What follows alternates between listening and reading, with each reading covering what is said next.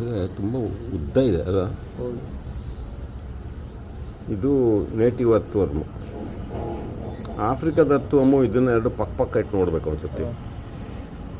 ಎಲ್ಲ ಕಡೆ ಈಗ ತೋಟದಲ್ಲೆಲ್ಲ ಇರೋದು ಆಫ್ರಿಕಾದ್ದು, ಏಕೆಂದರೆ ಯೂನಿವರ್ಸಿಟಿಯಿಂದ ಅದೇ ಬಂದಿರೋದು. ಇದ್ದಿದ್ದರೆ ಭೂಮಿ ಶುದ್ಧತೆ ಚೆನ್ನಾಗಾಗೋದು, ಅರ್ಥ ಸಾಯಿಲ್ ಹೆಲ್ತ್ ಚೆನ್ನಾಗಾಗೋದು.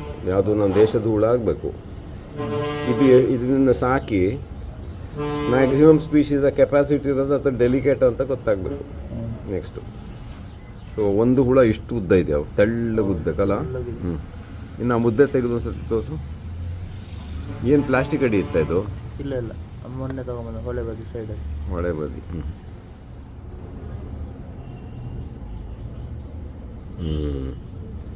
ಇದು ವೆಸ್ಟರ್ನ್ ಘಾಟ್ಸ್ ಬದಿ ಅಲ್ಲ? ಹೌದು. ಓಕೆ. ಸೊ ವೈಲ್ಡ್ ಪಾಪ್ಯುಲೇಷನ್ ಇವೆಲ್ಲ ರೇರ್ ಆಗಿರುತ್ತೆ ಅದು ನೋಡಿ.